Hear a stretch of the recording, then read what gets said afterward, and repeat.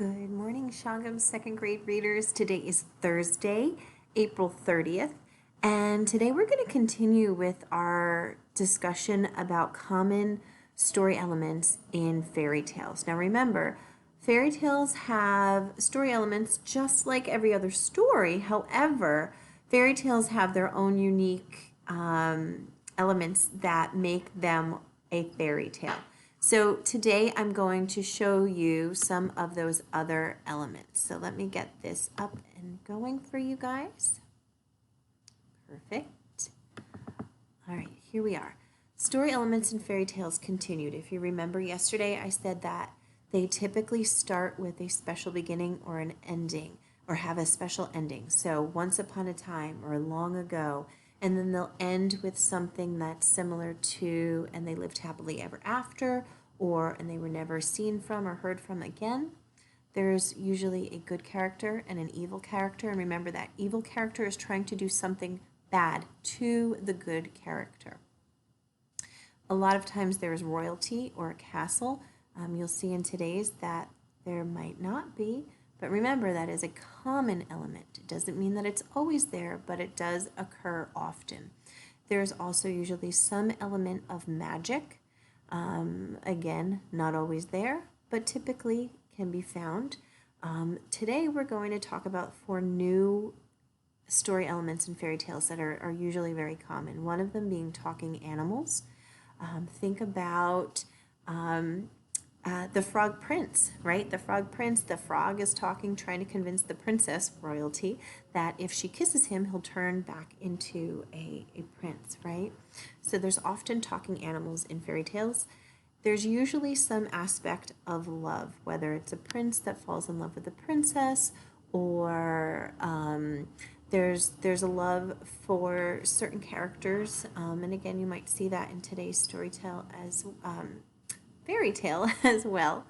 The big thing today that I want to point out, and I alluded to yesterday when we went over some of the common fairy tales, are things happening in 3s or 7s. So think about the fairy tales that we know. A lot of common fairy tales like The 3 Little Pigs, Goldilocks and the 3 Bears, The 3 Billy Goats Gruff. Right there in the title, they have that number 3. So a fairy tale, a lot of times you're going to see things in 3s or you're going to see things in 7s. Think about Snow White and the 7 Dwarves. Not only will you see things in 3s or 7s, but you'll see things in multiples of 3s and 7s as well.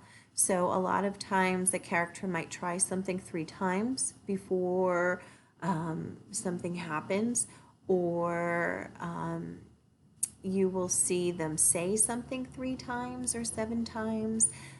There's lots of hidden things with 3s and 7s in fairy tales. I remember when Miss Shilly was in college, I took an incredible class on children's literature, and my professor was very big on it, and I got very involved with it as well.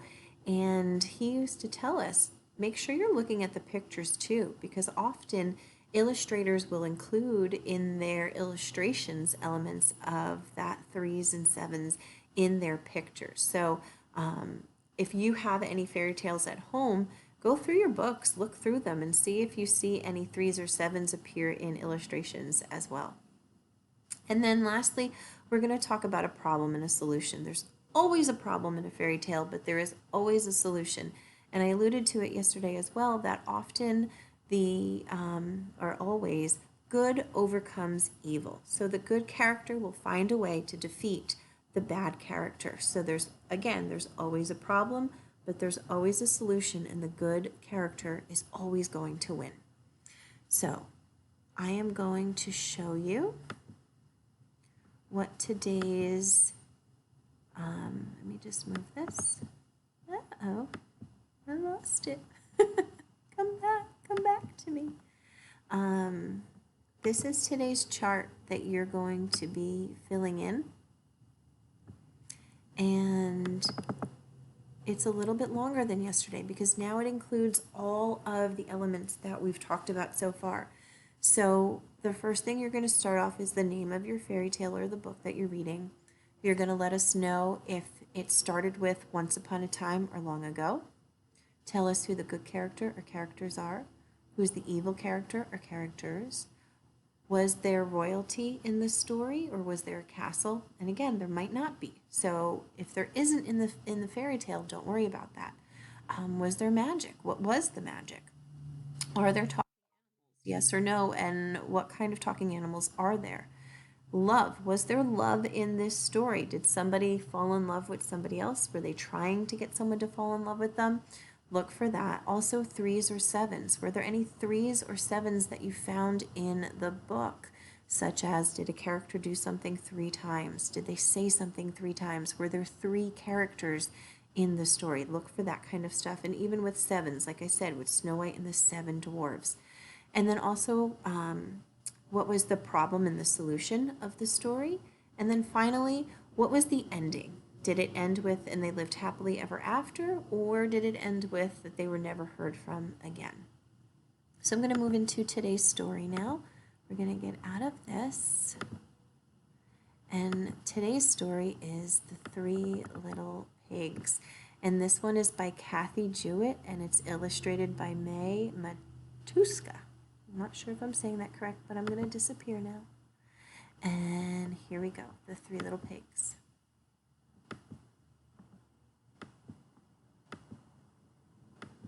Just kidding, doesn't want to work. There we go. Once upon a time, there were 3 little pigs who lived in a cozy cottage on the hill.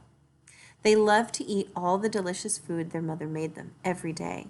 They ate so much that it wasn't long before the 3 little pigs had grown so big that there was no room for them in the cozy cottage anymore. "I'm sorry," said their mother one morning, "but it's time you made your own way in the world." So the very next day, the 3 little pigs left home. "Don't forget to watch out for the big bad wolf," called their mother as she waved goodbye. "He'll eat you for supper, so you'll need to build a big, fine, strong house as quickly as you can to keep him away." There's 3 things that she warned them of. "Don't worry, Ma," they oinked. "We can look after ourselves." And the 3 little pigs trotted off down the hill, each taking a different path. It wasn't long before the first little pig met a farmer pulling a cart filled with straw. "May I please buy some of your straw to build a house?" asked the little pig. "Of course," replied the farmer, "but a straw house won't be very strong." But the little pig didn't listen. Soon he was busy stacking the bundles of straw for his new house. In no time at all, the house of straw was finished, and the little pig went inside for a nap. He had just shut his eyes when there was a knock at the door. It was the big bad wolf, and he was hungry. Little pig, let me in," growled the wolf. "No," cried the little pig, "not by the hair of my chinny chin chin." "Then I'll huff, and I'll puff, and I'll blow your house down," laughed the wolf. And that's just what he did. Huff, puff, whoosh. Meanwhile, the second little pig was walking along the road when he saw a woodcutter piling up sticks. "Please, may I buy some sticks?" he asked politely. "I want to build a house." "Of course," answered the woodcutter, "but a house made of sticks will soon fall down." But the second little pig wasn't listening. He was much too busy planning his new stick house. Soon the house was finished. The little pig had just sat down to rest when there was a knock at the door. It was the big bad wolf. He was even hungrier now. Little pig, let me in," he growled. "No way! Not by the hair on my chinny chin chin," cried the second little pig. "Then I'll huff, and I'll puff, and I'll blow your house down," cried the wolf. And that's exactly what he did. Huff, puff, whoosh. Meanwhile, the third little pig had met a builder. "Please, may I buy some of your bricks to build my house?" he asked. "Of course," replied the builder. "A fine, strong house of bricks will last forever." The third little pig took the builder's advice. He would build the strongest house in the land. Finally, after a hard day's work, the house was finished. It had 4 strong walls of brick, a tiled roof, a sturdy wooden door, and a large fireplace with a chimney. The third little pig had just put a pot of turnips on the fire to boil when he saw his brothers running down the road, closely followed by the big, bad wolf. "Quick!" cried the third little pig. "Hide in here!" The wolf was very hungry by now. Who was very hungry by now? Banged on the sturdy front door. Little pigs, let me in!" he growled, his tummy rumbling very loudly with hunger. "No way! Not by the hairs on our chins!" cried the 3 little pigs. "Then I'll huff, and I'll puff, and I'll blow your house down," laughed the wolf.